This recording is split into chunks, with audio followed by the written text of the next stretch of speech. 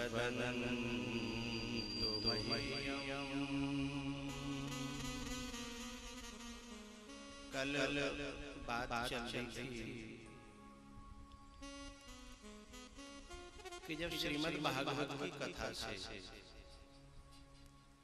वह काम हुआ जो न वेद से हुआ, न पुराण से हुआ, न गीता पाठ से, न वेदांत से, वह काम भागवत जी से हुआ। तो नारद जी ने पूछा कि हे सनत कुमार, ऐसा इस कथा में क्या है और क्या क्या कर सकती है? तो सनत कुमारों ने कहा, हे नारद जी, हम क्या बताएं इसके बारे में आपको? इतना समझ लो कि ऐसा क्या है जो ये कथा नहीं कर सकती। मतलब ऐसा कुछ भी नहीं है जो ये कथा न कर सकती हो। ये मानवः पापकृता सर्वदा सदा दुराचाररता विमर्गदा।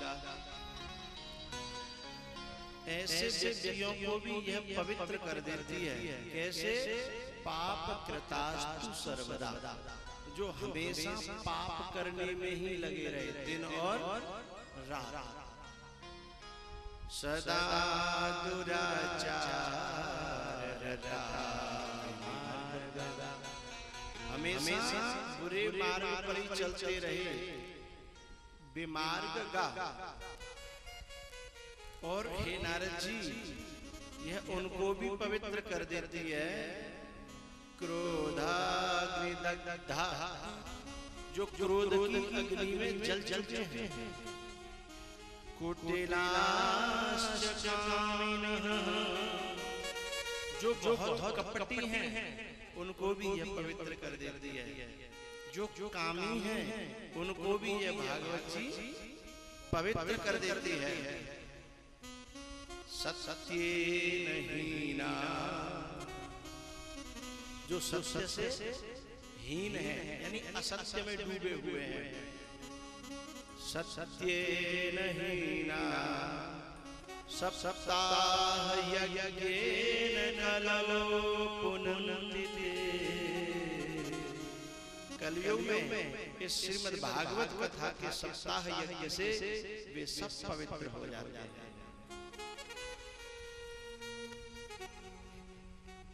हे सनत कुमारों, हे ऋषियों, ये बताओ ऐसा किसी का हुआ है क्या जो ये सारे दुर्गुण जिसमें हो और ऐसे किसी व्यक्ति का कल्याण हो गया? बोले हाँ, प्रमाण है। बोले हमको बताइए। अत्र ते कीर्तयास्यामि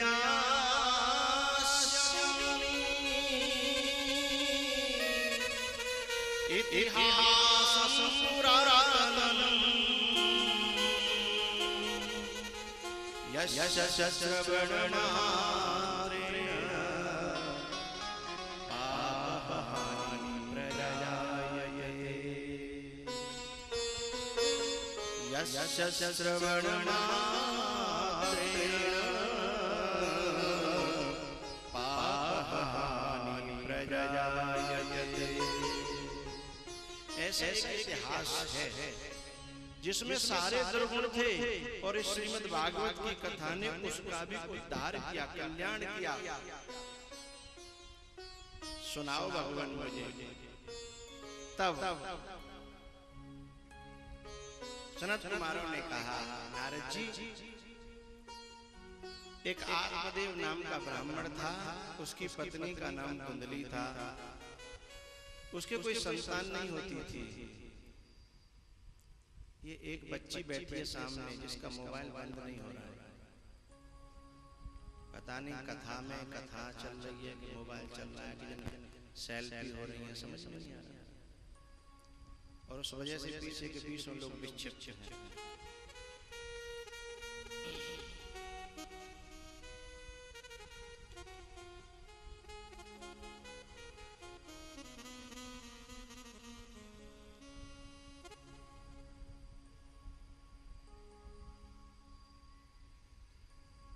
उसकी पत्नी का नाम धुंधली था, आत्मदेव की। उसके कोई संतान नहीं होती थी।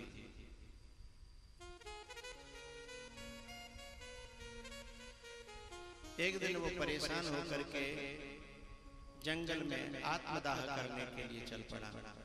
वहां एक संत से, एक सन्यासी से मुलाकात हुई। सन्यासी ने बहुत समझाया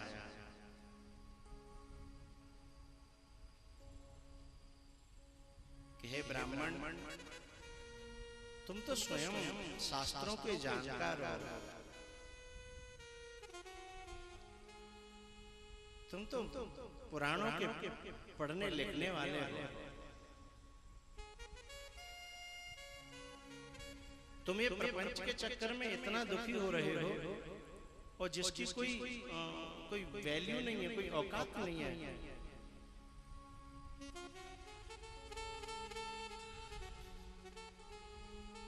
तब इस आत्मदेव ने बड़ा सुंदर तर्क दिया।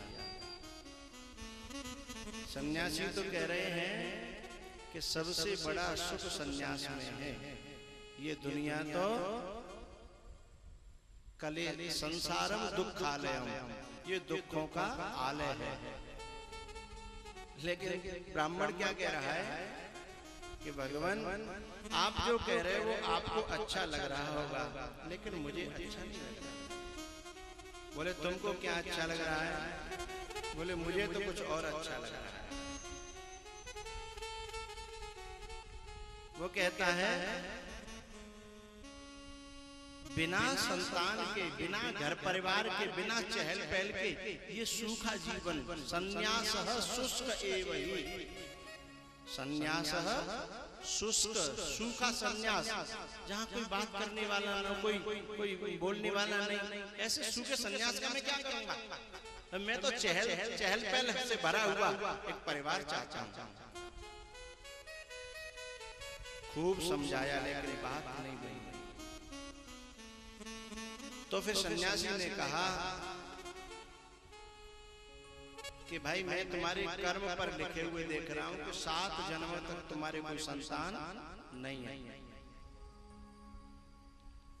आत्मदेव ने कहा तो मैं अभी तुम्हारे सामने मर जाऊंगा, आत्मदाह कर दूंगा, या तो मुझे संतान दो। सन्यासी फंस गए। बोले जो हमारे सामने मरेगा तो हम पे देखो नहीं जाएगा। तो उन्होंने फल दे दिया और फल दे करके कहा कि इसे अपनी पत्नी को खिला देना, तेरे संतान हो जाएगा। बड़ा खुशी खुशी फल को लेकर के आया, धुंधली को दिया,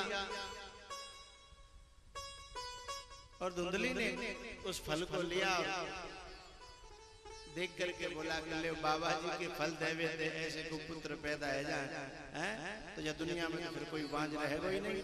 अनेक एवं पुत्र के योगी ना, इस प्रकार की बहुत सारी पुत्र के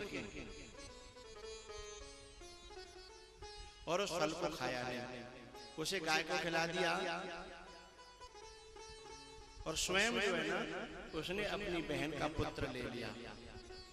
और उस पुत्र को लेने के बाद 3 महीने बाद गाय के भी एक पुत्र पैदा हुआ, बछड़ा नहीं, पुत्र पैदा हुआ।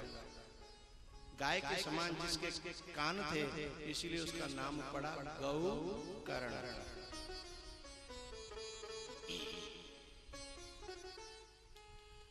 गौकर्ण पंडितो ज्ञानी,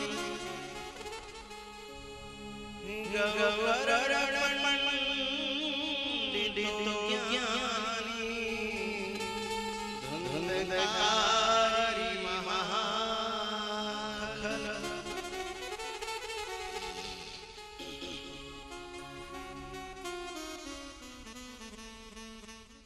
गौकर्ण जो था बड़ा ज्ञानी था, बड़ा समझदार था, हृदय से जन्मजात साधु, और धुंधकारी महाखल। कुछ समय बीता, ये धुंधकारी बड़ा हुआ। गौकर्ण जी महाराज तो परिवार को छोड़ के संत हो ही गए, और इसने सताना शुरू किया। माँ बाप को, माँ के सारे जेवर बेच दिए शराब पी पी करके, और माँ कुएं में गिर के मर गई।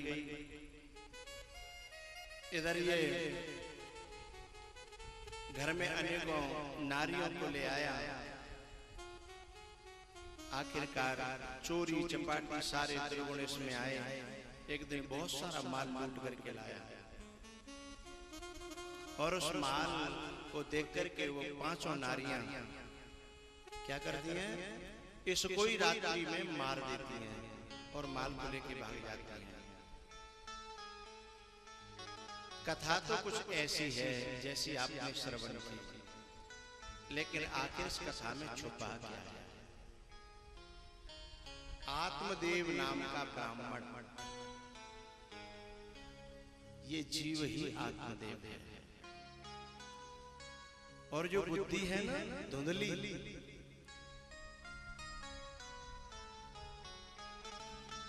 हर जीव के यहाँ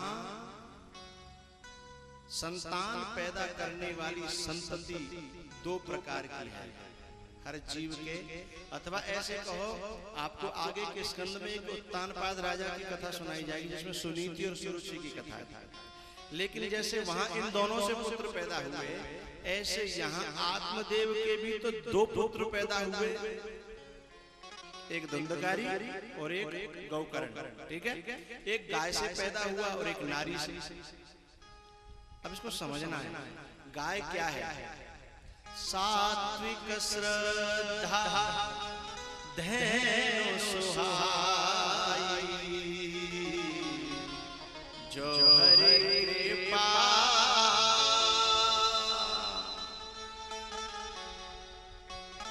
ये जो गाय है ना, ये जीव की सात्विक श्रद्धा है, और सात्विक श्रद्धा ही किसी साधु के फल को ग्रहण कर पाएगी।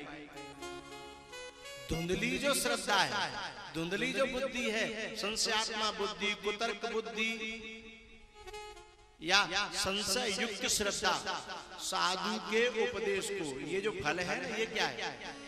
उपदेश। इस साधु के उपदेश को पचाने की क्षमता संशयात्मा बुद्धि में नहीं है। वो तो संसार के दिए हुए फल को ही अपना सब कुछ मानती है। अपनी बहन के बेटे को ले लिया ना गोद, तो संसार के फल को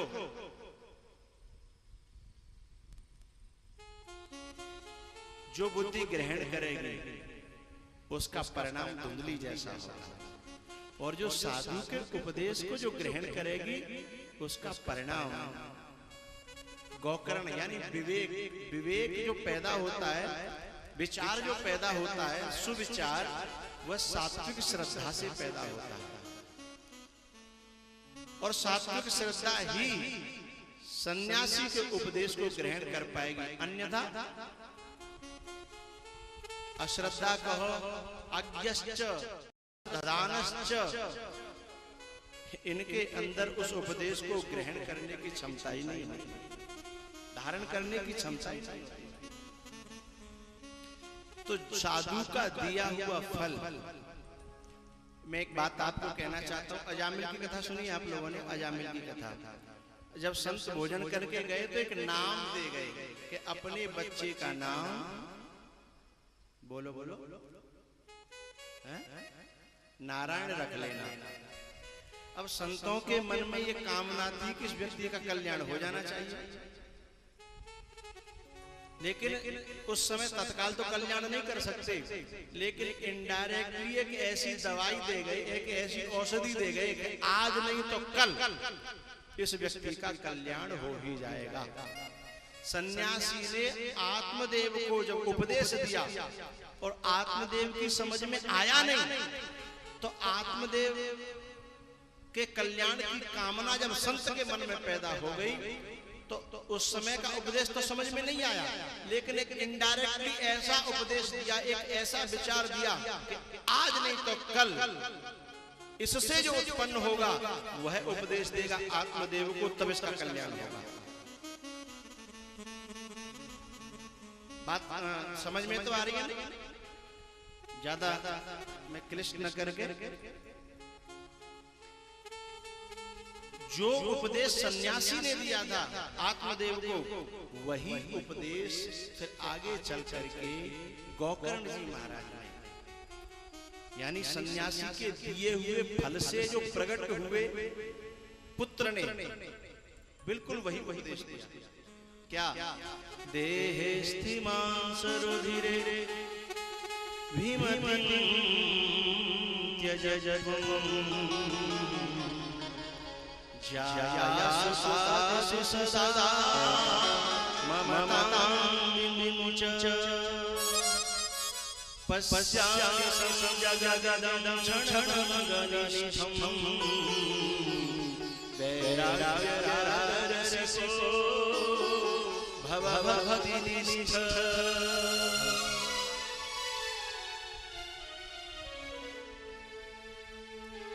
अभी सुबह हमारी चर्चा चल रही थी भक्तों के साथ में, तो मदालसा ने जो 7 पुत्र पैदा किए उसमें से 6 को सन्यासी बना दिया, 7वें को गृहस्थ रखा, लेकिन एक ताबीज दे दिया कि बेटा जब कभी विपत्ति आए तो इस ताबीज को खोल के देख ले, क्योंकि मदालसा चाहती थी कि मेरी कोख में आने के बाद उस जीव को फिर कभी दोबारा इस धरती पे आना न पड़े, मुक्त हो जाए तो मेरी कोख सार्थक हो जाएगी। साथ में कोई सन्यासी बनाना चाहती थी, लेकिन एक तरीका तो उनका दूसरा हो गया। क्या? ताबीज दिया और कहा कि जब विपत्ति आए तो इसे खोल लेना।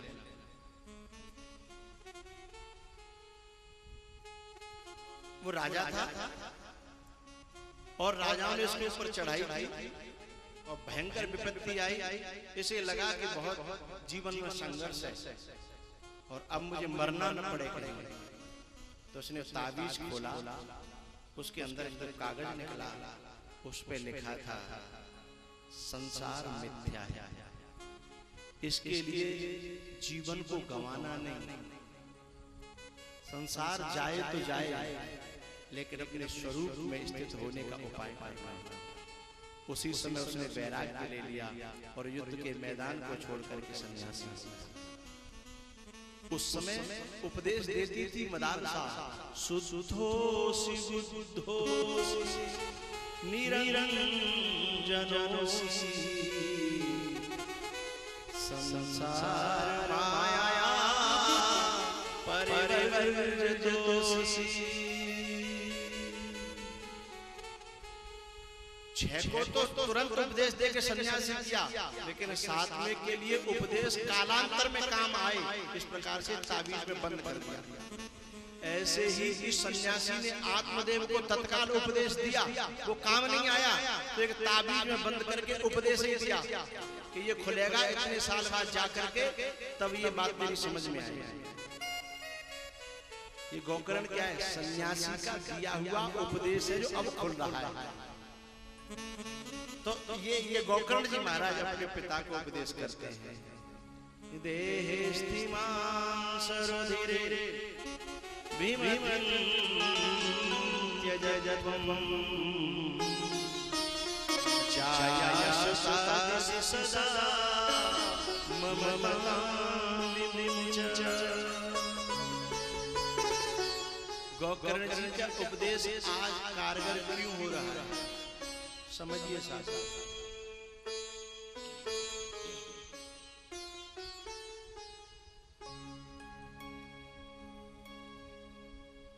आप में जो 50 वर्ष के ऊपर जो श्रोता बैठे हुए हैं,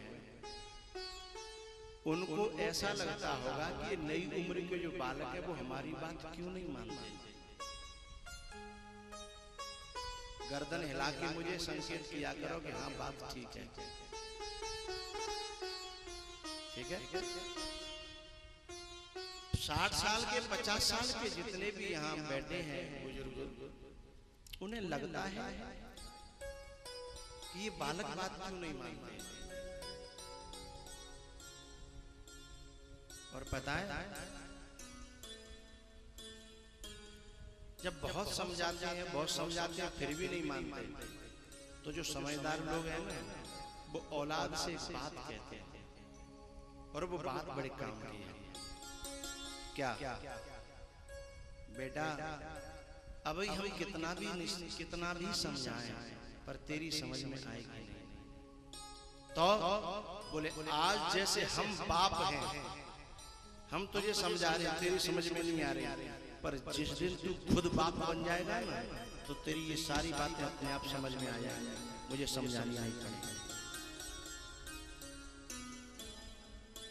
ताली बजाने का मन हुआ करे तो रोका मत करो, खुल के बजाने करो।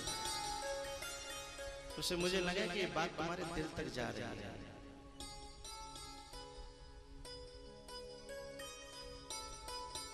जब कोई मैसेज आप छोड़ते हो व्हाट्सएप पे, उसका रिप्लाई आ जाए तो लगता है कि मैसेज सही गया, इसलिए रिप्लाई होनी चाहिए। तो ताली का मन करे तो धीमे धीमे नहीं, फिर गड़गड़ाहट हो जाएगा, ठीक है ना? मुझे लगा कि बात दिल तक जा रही है। तो इतने बड़े बड़े बैठे हैं, वो फिर अंत में एक उपदेश देते हैं, क्या बेटा अभी समझ में नहीं आ रही? जिस दिन तुम बाप बन जाओगे, जिस दिन तुम मेरी जगह आ जाओगे, जो बातें मैं अब समझा रहा हूं वो उस दिन बिना समझाए तुम्हारी समझ में आ जाएगी। ये माताएं कहती हैं अपनी बहुओं से, कहती है ना कि अभी तेरी समझ में नहीं आ रही बेटा, अभी तू बहू है ना, ज्यादा ना खुद सास बन जाएगी तो बिना समझाए तेरी समझ में सारी बातें आ जाएंगी। आज आत्मदेव की समझ में गोकर्ण की बातें बहुत जल्दी समझ में आ रही है। क्यों?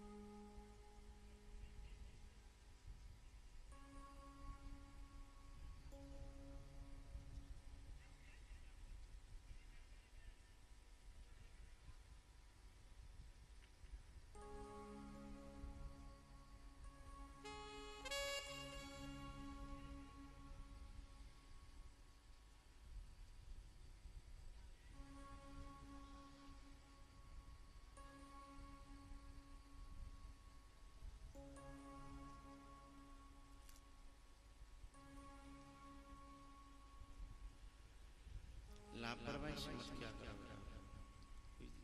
गड़बड़ हो जाएगी, जल्दी करो।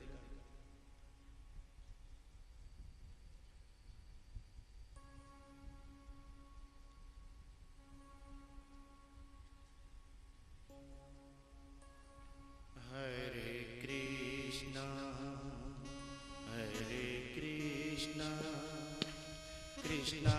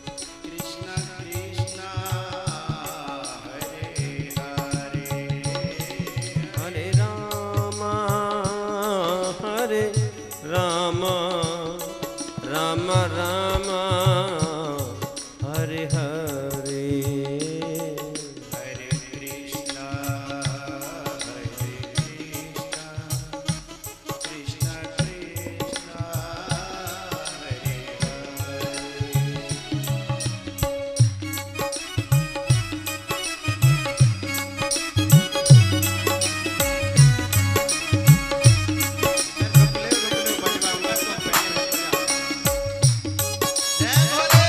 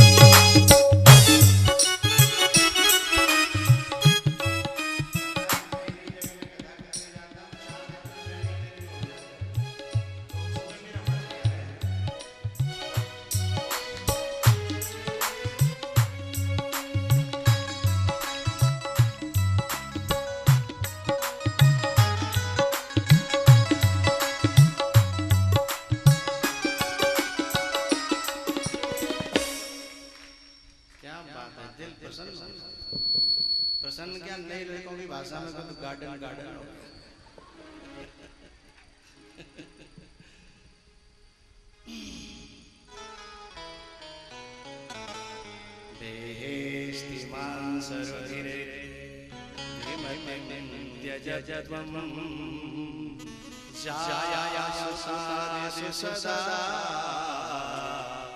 ममतां विमुच।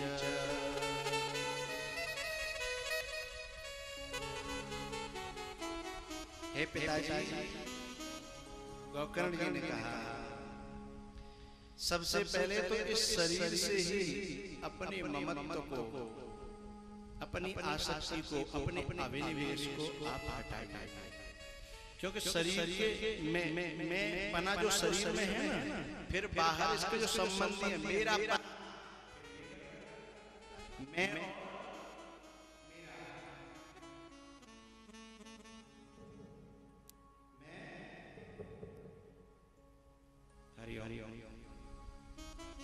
मैं और मेरा। आपको दुख हो रहा है ना धुंधकारी के कर्मों से, उसकी गतियों से, उसके स्वभाव से? बोले हाँ हाँ। जब आप अपने शरीर के स्वयं दृष्टा बन जाओगे, अंतःकरण के स्वयं दृष्टा बन जाओगे, तो फिर आपको अंतःकरण से जो रिलेटिव लोग हैं उनके कर्मों से भी कोई विक्षेप होने वाला नहीं है। इसलिए देहेस्ति मांसहृदये विमतिं त्यजध्वं जायासुतादिषु सदा। ये बार-बार पढ़ रहा है।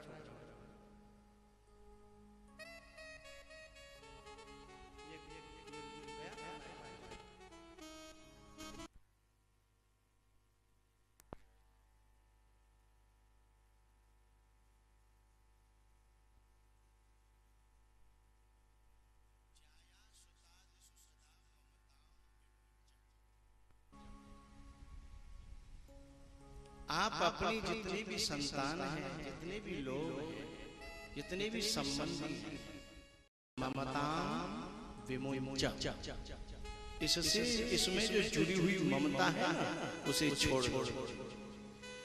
आप पता है गोकर्ण जी महाराज की वाणी को सुन करके आत्मदेव को ऐसा लग रहा था कि तुझे समझ लो लड्डू है तो हाल गप खाए ले, ऐसी बात कर रहा है मेरा ही बालक होकर के।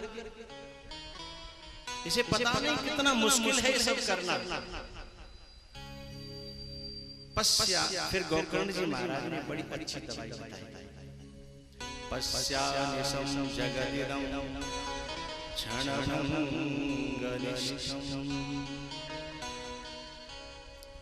उन्होंने कहा पिताजी, आज से पहले के जितने दिन गुजरे हैं, क्या उन दिनों का आज में कोई अस्तित्व है? सपना सा ही तो बन गए। जैसे मैं धनौरा वालों से कहूं कि मेरे यहाँ के जो गुजारे हुए पुराने दिन हैं वे सपनों से ही तो है। अरे हाँ ना तो बोलो भाई, सपनों से है तो सपन हो। ऐसे ही जिंदगी के जो भी क्षण बीत रहे हैं वो स्वप्नवत हो जाते हैं। पश्यानिशं जगदिदं क्षणभङ्गनिष्ठम्। तब आत्मदेव जी ने कहा तो करूं क्या?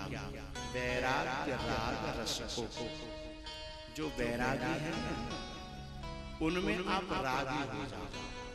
वैरागियों में जो राग संसार से है उस राग को वैरागी से जोड़ दो। वैराग राग रस को जब आप वहां वैराग, जितने भी साधु हैं, सन्यासी अथवा जो वैराग्य है, जब उसमें आप रस लेने लगोगे तो आपकी भक्ति में निष्ठा बढ़ा देंगे। आपकी भक्ति में, और फिर आपको ये जो लौकिक धर्म ही तो परेशान कर रहा है। हम आशुरा गलत काम कर रहे हैं, ठीक है, और हम बाप में भागे, हम बाप बने बैठे तभी तक तो परेशानी आ रही है। हम बाप बने बैठे हैं तभी तक परेशानी आ रही है। यदि हमारा संबंध बाप बेटा का न हो तो दुनिया में कितने लोग बुरे काम कर रहे हैं, हमें कोई परेशानी ना। तो हमारा मन से जो माने वो संबंध है ना, वो परेशान कर रहा है। इसलिए हे पिताजी, धर्मम भजस्व सततम त्यज लोक धर्म। ये अब तक तुमने लौकिक धर्म बहुत निभाए। वैसे मैं धनौरा के लिए एक बात कहूंगा, बुरी लगे चाहे भरी लगे वो आप जानो, इतना तो कहूंगा, यहाँ संतों ने बड़ा बड़ा प्रयास किया है। संतों ने यहाँ बड़ा पसीना बहाया है, संतों ने यहाँ बड़े सत्संग किए हैं, कथाएं की हैं, वेदांत के पाठ चलाए हैं।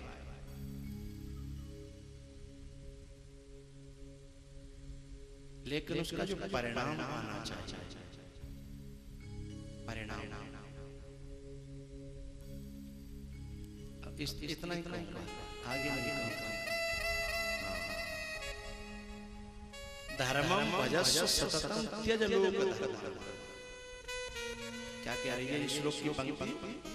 गोकर्ण जी कह रहे हैं, पिताजी इन लौकिक धर्मों में कब तक पचो, कब तक? धर्मम भजस्व सततम। गीता में भी इसी बात को कहा भगवान ने अर्जुन से, सर्वधर्मान परित्यज्य।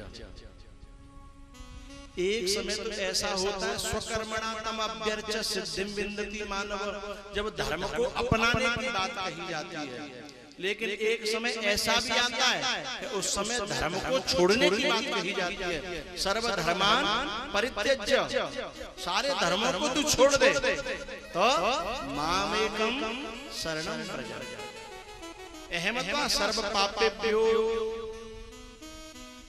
मोक्षयिष्यामि मां सोचा। तू शोक मत कर, सोच मत कर, सखा सोच त्यागो बल मोरे, और सब विधि मैं तेरा सब कुछ बन जाऊंगा, बाप बेटा भैया सब विधि घटव काज में तोरे। लेकिन शर्त रख ली, सर्वधर्मान परित्यज्य। जब तक तू इनमें उलझा रहेगा, मैं तेरा चाचा, मैं कहूँ को फूफा, मैं कहूँ को पति, मैं कहूँ की पत्नी, तो तू जाने तेरा काम। भाई द्रौपदी का चीर खिंच रहा था, तो जब चीर दुशासन ने पकड़ा तो क्या भगवान देख नहीं रहे थे? देख रहे होंगे ना? तो फिर तभी क्यों नहीं आ गए? जब खींच करके लाया था दुशासन कमरे में, क्या तो भगवान देख नहीं रहे थे? क्यों नहीं आ गए उसी समय? भाई मैं तो यहां तक कहूंगा कि पूरी नहीं तो आधी इज्जत तो चली गई। कोई बाल पकड़ करके और कमरे में से खींच के ला रहा है, और खिचरती हुई नारी चली आ रही है, और चोरे में हाहाकार हो रहा है। अब बाकी रहेगा, अरे वो तो खींच के सभा में आ गई। यहाँ कोई बालक अपनी चाचा ताऊ के लेके पना उठा ले, दे नहीं केवल उठा ले, इज्जत रही कि गई? अरे हाँ ना बोलो, बोलो भाई गई तो अब रहे हो द्रौपदी की इज्जत को रहे हो का? अब बचावे आए,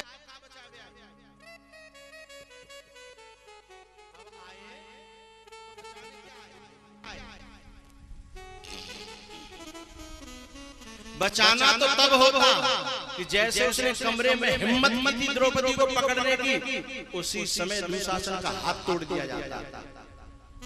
बचाना तो तब था। खींच के ले आया, बाल पकड़ लिए, और पूरी सभा में हाहाकार हो रहा है। तब जैसे तैसे आए, अब साड़ी बढ़ा दी। क्या तुम इसे इज्जत बचाना मानते हो?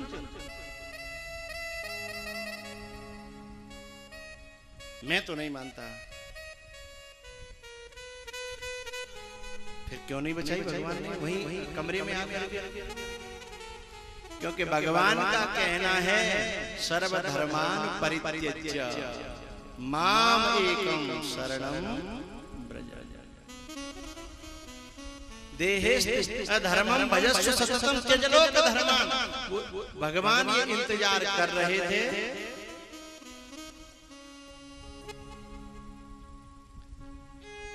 पंडाल में बात हो रही है, इसलिए फिर मेरा कथा कहने का मन नहीं हो रहा। आरती बोल दे भाई, कथा के समय ये पसंद नहीं है। कोई बात हो तो कथा के बाद, और फिर कोई और करे तो करे।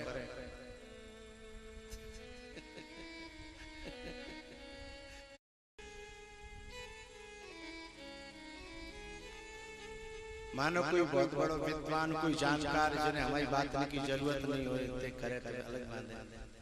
तुम तो कथा के समय हम इन्वॉल्व रहो। तो द्रौपदी ने भगवान का सहारा ही नहीं लिया। लौकिक संबंधों को इतना मजबूती से बांध बैठी, वो सोच रही थी कि कमरा से बाहर चले तो सही दुशासन लेके मुझे, भीम बैठा है इसको उधेड़ के फेंक देगा, भीतर ही बैठा है। लौकिक धर्म के प्रति इतनी आसक्ति बैठी है। पहुंचे तो सही है मैदान में, मालूम पड़ेगी अर्जुन इसकी झज्जियां उड़ा देगा। जब तक लौकिकता का अध्यास बैठा है, इतना अभिमान बैठा है, तब परमात्मा तो बहुत दूर है। चाहे से वेदांत से समझ लें, चाहे से भक्ति से समझ लें, दोनों ही तरीके से। जब तक हमारी लौकिक धर्मों में, लौकिक संबंधों में बहुत ज्यादा आसक्ति है, परमात्मा धर्मम भजस्व सततम त्यज लोक धर्मान। हे पिताजी, त्यज लोक धर्मान, तो करें क्या? सेवस्व साधु पुरुषों, साधु पुरुषों का सेवन करो। सेवन यानी उनकी साध, जैसे कहते हैं ना दवाई सेवन करो, हैं? उसकी साधता को सेवन करो। सेवस्व साधु पुरुषान जहि काम कृष्ण। यदि साधुओं के पास जाकर के बिना कामना और तृष्णा को मारे संग किया, तो साधुओं में से भी कामना और तृष्णा का ही सेवन हो जाएगा, मामला गड़बड़ हो जाएगा। बात समझ में आ रही है? जैसे गन्ना, टमाटर, मिर्ची, धतूरा, ये 4 पेड़ हो गए। गन्ना, टमाटर, मिर्ची और धतूरा। और आपने अपने घर के पास एक क्यारी में ये चारों लगाए ले, गन्ना, टमाटर, मिर्ची, धतूरा।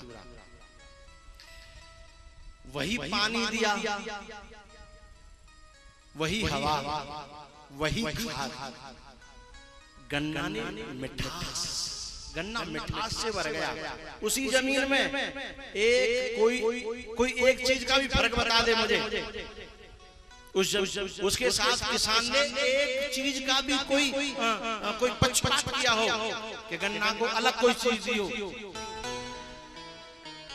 वही पानी, वही खाद, वही मिट्टी, वही हवा, ठीक है ना? लेकिन गन्ना मिठास से भर गया, मिर्ची कड़वाहट से भर गई, धतूरा जहर से भर गया, टमाटर खटास से भर गया। संतों के पास में तुम सब रहे, लेकिन कोई फिर भी भक्ति से भर गया, कोई ज्ञान से भर गया, कोई वैराग से भर गया, और कोई जीवन भर संग रह करके भी ईर्ष्या से भर गया, द्वेष से भर गया, तृष्णा से भर गया और कामना से भर गया। संत भी वही थे, हवा भी वही थी, काम भी वही था, और सब कुछ एक एक। क्यों? जाकी रही भावना जैसी, प्रभु मूर्ति देखी तैसी। कब कौन सा कहाँ भजन फिट करना है, जिम्मेदारी तुम्हारी। हमारी तो यहाँ इस गांव में बहुत दिनों बाद आया हूँ, तो मुझे तो कथा कहनी है, भजन हम नहीं गाएंगे।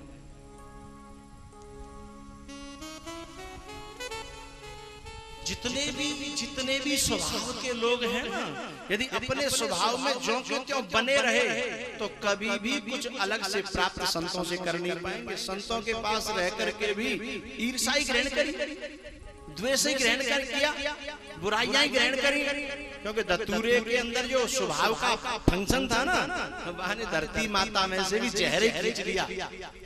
धरती माता में तो सब कुछ है, और धरती माता में सब कुछ नहीं है। धरती माता तो एक ऊर्जा देती है, जो पौधा अपनी प्रकृति, जो बीज में जो प्रकृति में था, उससे उसने खींच लिया। इसलिए धर्मम भजस्व सततम त्यज लोक धर्मान सेवस्व साधु पुरुषान जहि काम तृष्णाम अन्यस्य दोष गुण चिंतन मासु मुक्त्वा। दूसरों के दोष और गुणों का चिंतन तुरंत छोड़ करके, आंसू माने तुरंत। अरे जे व्यास जी ऐसे हैं, वो महात्मा ऐसे हैं, जे शास्त्री ऐसे हैं, जिनमें जे कमी है, जिनमें जे खासियत है, जिनमें, अरे मामला गड़बड़ हो जाएगा।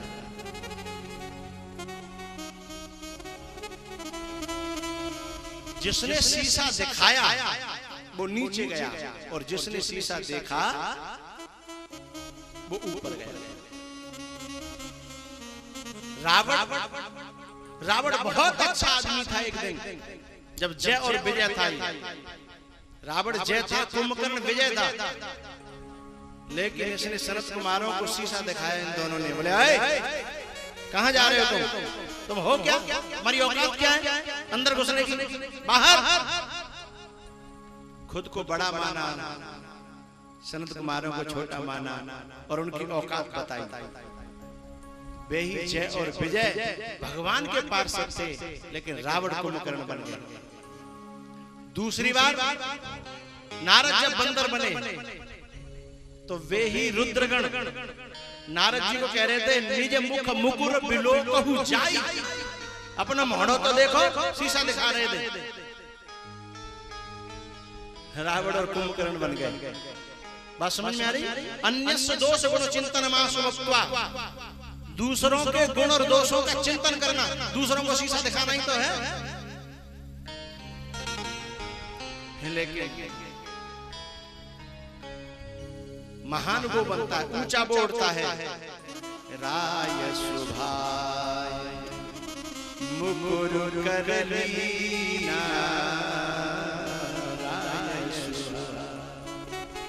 दशरथ ने कभी किसी को शीशा दिखाया नहीं, शीशा कभी लिया तो खुद को देखा, खुद को देखा, यानी खुद का दर्शन, हमेशा अपना दर्शन।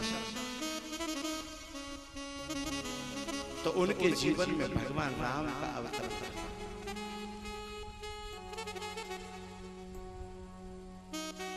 अन्यस्य दोष गुण चिंतन मासु मुक्त्वा सेवा कथा रसमहो नितराम पिबत्वम।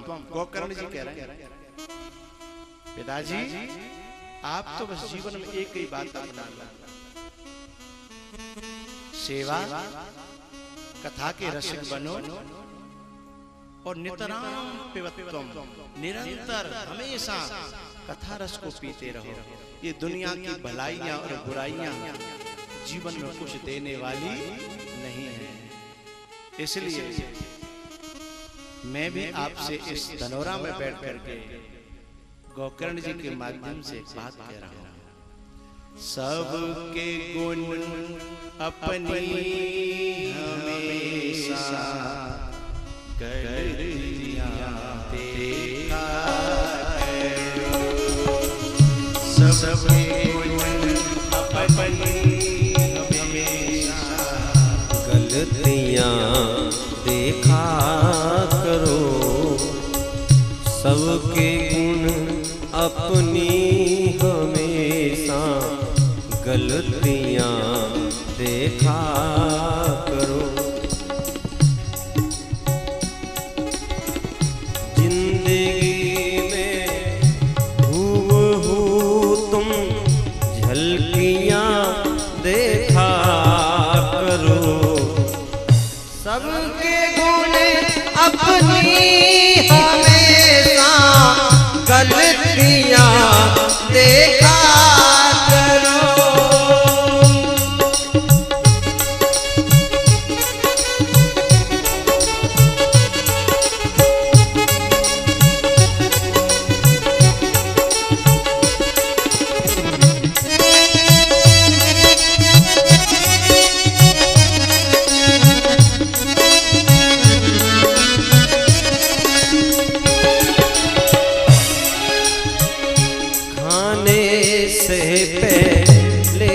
अगर तुम हक पर आया सोच लो,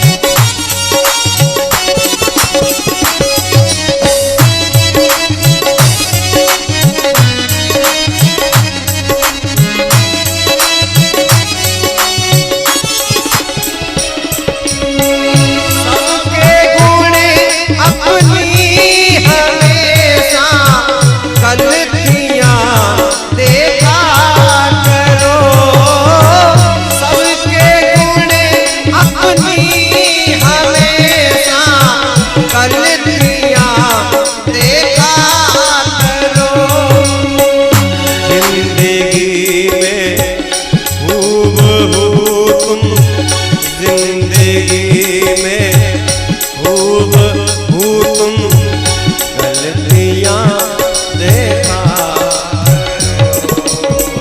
सबके गुण अपनी हमेशा गलतियां देखा करो।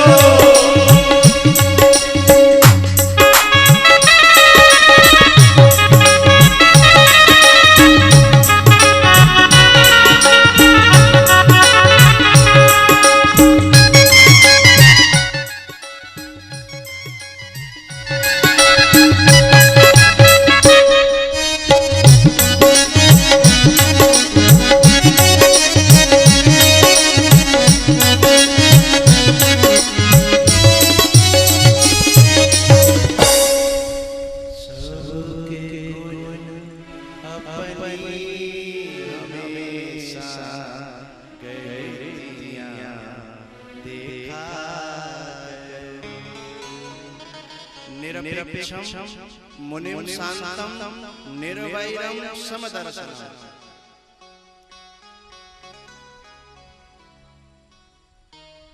उपनिषदों में एक बड़ी प्यारी बात कही है, तब तक आदमी पतन की ओर है, कब तक परांच खानी व्यतृण स्वयंभू परांग पश्यति नान्तरात्मा।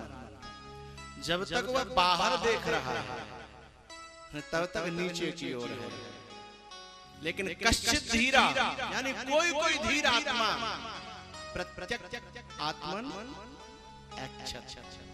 कोई कोई धीर अपने अंदर आत्मा की ओर यानी अंतर्मुखी वृत्ति जब होता है तब समझना उसका विकास शुरू होता है। हमेशा अंतर न देख सके तो कोई बात नहीं, लेकिन 24 घंटा में जो कुछ समय मिले तो आदमी को कभी कभी अंतर्मुखी होना भी चाहिए, अपना अवलोकन करना चाहिए। क्या प्राप्त किया, क्या खोया, मैं कहां था, मैं कहां आ गया, मैं वहां गया या नीचे चला गया, ये सब आदमी को अवलोकन। कुछ हम लोगों को तो फुर्सत ही नहीं, इस चिंतन के लिए हम लोगों को फुर्सत ही नहीं है। वो फलाने ने ऐसा कर दो, वो ऐसा, दुनिया भर की बात है। एक आदमी से मैंने कहा भैया आप तो बहुत दिन हो जाते हैं आते ही नहीं हो सत्संग में, कथा में, यानी कितने दिन हो जाते हैं। तो उसने बड़ा प्यारा उत्तर दिया, बोला महाराज जी क्या करूं, एक सेकंड की फुर्सत नहीं है। और जब आदमी रहे बिल्कुल निठल्ला, न कोई काम न धंधा न कोई मतलब नहीं, बिल्कुल निठल्ला, घर से भी आवारा। मैंने कहा मैंने तो सुना है आप पे कोई काम धंधा, तो वो कहता है पूरे दिन मुझसे मिलने वालों का तांता लगा रहता है। अच्छा घर वालों ने बताया था कि जाए कोई राशन लाते, बिल्कुल कोई इससे मिलने नहीं आता, कोई किसी पूछता नहीं है। तब मुझे सारी बातें पता थी तो मैंने कहा, तो वो कहता है इतना मिलने वालों का तांता लगा रहा है, पूरे दिन परेशान रहता हूँ, शाम को तो मेला लग जाता है। मैंने के काय को उल्लू बना रहे हो, हमें हम सब जानते हैं, सब पता है हमें। तब उसने बड़ी प्यारी बात कही, ऐसा हम सब लोगों के साथ साथ है। दुनिया भर की यादें मुझसे मिलने आती हैं। बात सही कह रहा है, गलत तो नहीं है ना? बात पूरी हो जाए तब तालियां बजाना, अभी नहीं। दुनिया भर की यादें जिनका उससे कोई लेना देना नहीं मुझसे मिलने आती हैं, लेकिन जब शाम ढले इस सूने घर में और मेला लगता है, यादों का मेला लगता है।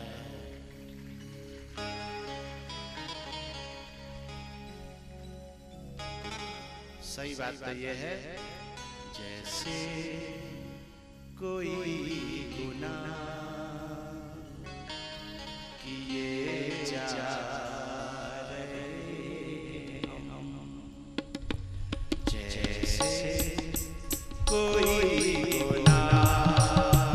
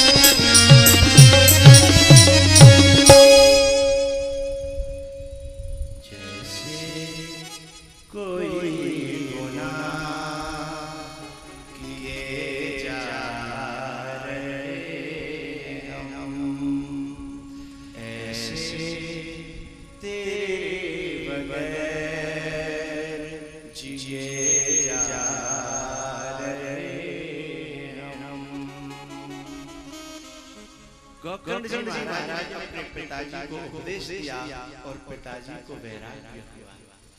क्यों भैया, उस दिन वैराग्य क्यों नहीं हुआ था, आज वैराग्य क्यों हुआ? पूछो तो बताऊं, बोलो। हाँ, ये पूछ रही है? ठीक है।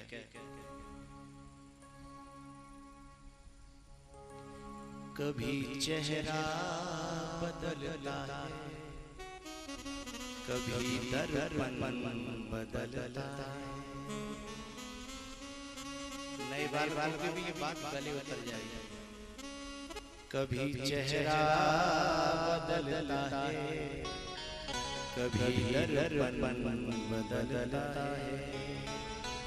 हजारों बार अपना ये कैसे मन बदलता है। हमेशा याद रखना अनुभव का पाठ तुम मित्रों, हमेशा याद रखना अनुभव का पाठ तुम मित्रों। किताबों से कहाँ इंसान का जीवन बदलता है।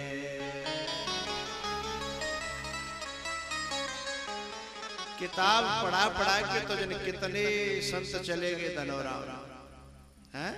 न जाने कितने पाठ चले, कितने सत्संग चले, पर हमेशा याद रखना अनुभव का पाठ तुम मित्रों। किताबों से इंसान का जीवन बदलता है। किताबों से कहाँ इंसान का जीवन बदलता है। यह कथा जो है गोकर्ण जी की और धुंधकारी की मैंने आपको सुनाई। धुंधकारी जब मरा तो प्रेत बना, धुंधकारी जब मरा तो प्रेत बना। फिर गोकर्ण जी ने ये भागवत की कथा धुंधकारी को भी सुनाई और उस धुंधकारी का भी कल्याण हुआ। लेकिन पता है धुंधकारी को लेने के लिए विमान आया था ऊपर से। धुंधकारी को जब कथा सुनाई गोकर्ण जी ने तो बहुत सारे श्रोता बैठे। विमान जब आया ऊपर से तो गोकर्ण जी ने पूछा कि हे भगवान के दूतों, हे पार्षदों, आप ये बताइए ये विमान किसके लिए आया है? बोले धुंधकारी के लिए। बोले केवल धुंधकारी के लिए? बोले हाँ केवल धुंधकारी के लिए। तो बोले और ये जितने भी जो श्रोता बैठे हैं इनके लिए क्यों नहीं आया? बोले श्रवणस्य विभेदेन फल भेदोत्र संस्थितः श्रवणम तु कृतम सर्वै न तथा मननम कृतम। बोले ये जितने भी श्रोता हैं ना, किसी ने भी कल्याण के लिए कथा सुनी ही नहीं। हमारे बच्चू भगत जी हैं, ये कथा और काऊ काम के लिए सुन ले, श्याम का और काम के लिए सुन लो, विशाल का जो और के लिए सुन ले, हमारे परिचित बने उनकी धारणा का जो और है। अरे कथा की तो अलग बात, तुम सबको मैं ही एक जैसा नहीं लग रहा हूँ। काऊ कैसे लग रहा हूँ, काऊ कैसे लग रहा हूँ, काऊ मैं तो एक हुई भैया, तुम्हारे गांव के लिए तो बिल्कुल एक हुई हूँ, लेकिन तुम सबको मैं अलग अलग लग रहा हूँ। श्रवणस्य विभेदेन फल भेदोत्र संस्थितः, आपकी भावना के अनुसार कथा भी आपको फल अलग अलग अलग अलग दे रही है, एक फल नहीं दे रही है। इसलिए सबसे मेन बात है कि हमारी भावना में परिवर्तन होना चाहिए। हमारी भावना में जिससे कथा का जो फल होना चाहिए वो फल हमें प्राप्त हो। श्रवणम तु कृतम सर्वै, श्रवण तो सब कर रहे हैं लेकिन सबको फल एक जैसा नहीं मिला। वही मिर्ची टमाटर गन्ना और धतूरे की तरह, किसी को मुझ में मिठास दिख रही है, किसी को मुझ में खटास दिख रही है, किसी को मुझ में कड़वापन दिख रहा है और किसी को तो मैं जहरीला ही दिखाई दे रहा हूँ, ज्यादा नहीं थोड़ा थोड़ा दिखाई दे रहा हूँ। मैं तो एक ही हूँ। क्यों अलग अलग नहीं? श्रवणस्य विभेदेन फल भेदोत्र संस्थितः श्रवणं तु कृतं सर्वै। तो विमान केवल धुंधकारी के लिए आया, क्यों? क्योंकि केवल धुंधकारी ने अपनी मुक्ति के लिए कथा सुनी थी। इसलिए भैया मुक्ति के लिए मैं हवाल आपसे कहूं तो आप मुक्ति के लिए कथा नहीं सुन रहे, लेकिन मुक्ति के लिए सुनना भी मत। मैं नहीं कह रहा कि मुक्ति के लिए सुनो, लेकिन इतनी प्रार्थना तो करूंगा कि मुक्ति के लिए सुनो या न सुनो, पर गुरु भक्ति के लिए कथा जरूर सुननी चाहिए। गुरु भक्ति मिल गई तो सब कुछ मिल जाएगा।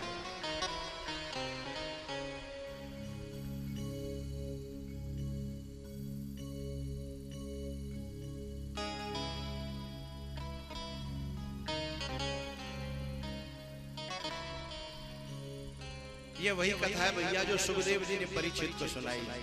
परीक्षित जी महाराज एक बार जंगल में भ्रमण कर रहे थे। एक काला पुरुष बैल को मार रहा था। परीक्षित जी ने धनुष पर बाण चढ़ा लिया और बोले, मेरे रहते हुए इस प्रकार का अत्याचार मेरी समझ में नहीं आ रहा। वो जो कलयुग था ना, काला पुरुष धर्म पर प्रहार कर रहा था। आकर के परीक्षित जी के चरणों में, परीक्षित जी के चरणों में गिरकर के प्रार्थना करता है, भगवान आपके राज्य में मुझे भी रहना है, मैं कलयुग हूं।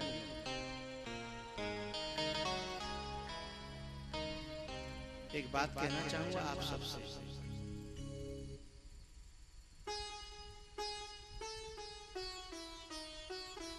निर्लेप एक जैसा संसार कभी नहीं रहा।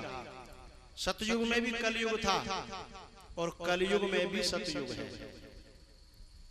कलयुग में भी सतयुग था और सतयुग में भी कलयुग है। क्यों? जब सतयुग में राग, द्वेष, ईर्षा ये सब कुछ था तो कलयुग था। और कलयुग में क्या आप इस समय जब बैठे हो तो क्या आपको कलयुग का एहसास हो रहा है? नहीं हो रहा। तो ये कलयुग में भी सतयुग है। यदि हम अपने आप में बलिष्ठ हैं तो कलयुग भी हमारे चरणों में आकर के समर्पित हो जाएगा, जैसे परीक्षित जी के चरणों में हुआ। चाहे हम किसी भी युग में रहें, लेकिन हमारे अंदर यदि निष्ठा है, सदाचार है, जीवन में यदि हमारे भक्ति है, तो युग कोई भी बना रहे वो हमारे समर्पित होकर के रहेगा।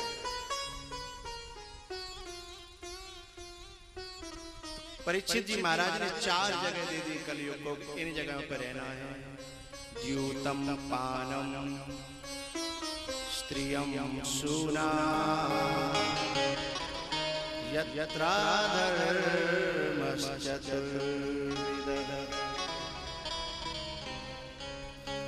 अव्यर्थिस्तदा तस्मै स्थानानि कलये ददौ द्यूतं पानं स्त्रियं सूना यत्रा धर्मश्च चतुर्विधः।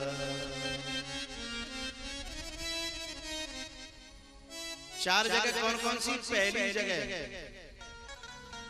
जहां ताश होते हैं, हमारे धनौरा में तो नहीं होते ताश तक है, ये बहुत अच्छी बात है, इसीलिए तो स्मार्ट विलेज है।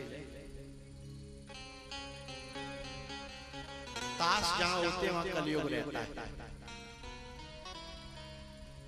जहां नशा पत्ता रहता है वहां कलयुग रहता है। अब जाके पता ना हो तो ना हो, भगवान करे कि नहीं होए। पानम, जहां की नारियां अमर्यादित रहती हैं वहां कलयुग रहता है, और जहां हिंसा होती है वहां भी कलयुग रहता है। कलयुग ने कहा कि मुझे ये 4 जगह आपने दी हैं, इनसे मेरा काम चलने वाला नहीं है, एक जगह और दे दो। बोले बोलो, बोले सोने में। सोने में भी दे दी। एक दिन परीक्षित के यहाँ बाप दादाओं के जो मुकुट जीते हुए थे उनमें से सोने का मुकुट परीक्षित ने एक दिन सिर पे लगा लिया, और उसी में आके कलयुग बैठ गया। परीक्षित जी शिकार खेलने का मूड बनाने लगे, क्योंकि जब कलयुग बैठेगा तो हिंसा में प्रवृत्त करेगा। भाई धर्म का नाम तो अहिंसा है, अहिंसा परमो धर्म। लेकिन जब कलयुग बैठेगा तो हिंसा में प्रवृत्त करेगा। शिकार खेलने चले गए, जंगल में भटकते भटकते भूखे प्यासे एक आश्रम में पहुंचे। वहां समीक ऋषि अपने ध्यान में मगन थे और उनको देख करके इनके मन में विचार ऐसे आए जो नहीं आने चाहिए। कैसे आए क्या बताओ? है ये हमारी प्रजा, साधु है तो क्या हुआ, है तो प्रजा। साधु है तो क्या हुआ, है तो प्रजा, इसे उठ करके मेरा सम्मान करना चाहिए। ये परीक्षित के विचार नहीं है, क्योंकि सिर पे कौन सवार हो गया? कलयुग।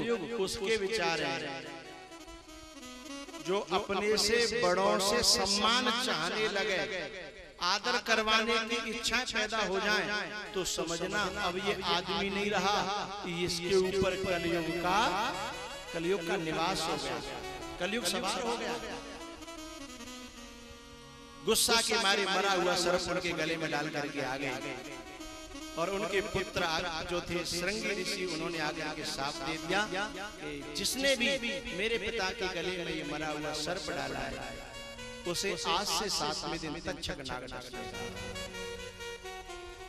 और जैसे ही ये शाप परीक्षित जी को पता लगा, उसी क्षण उन्होंने निर्णय कर लिया।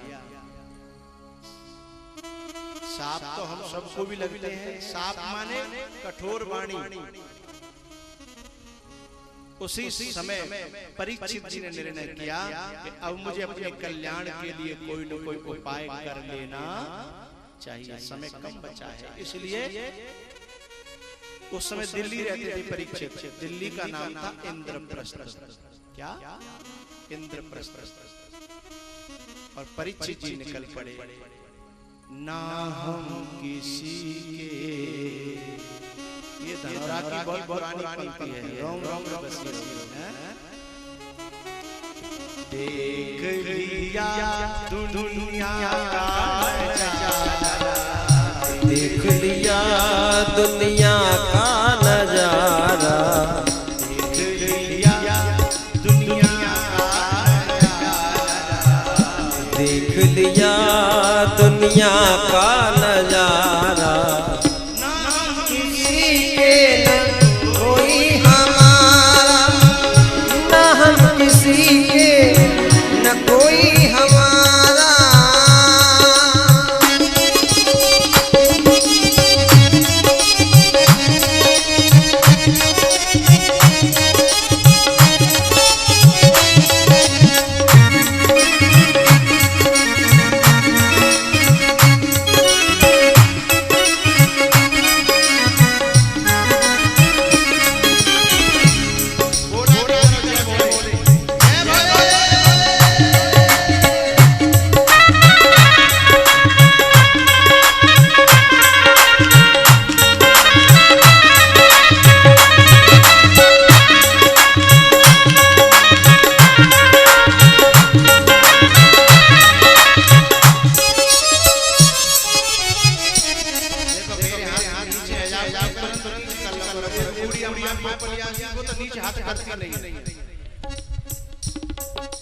ऊपर है, ऊपर ही रहते हैं भाई। देखो रेस होनी चाहिए और ब्रेक भी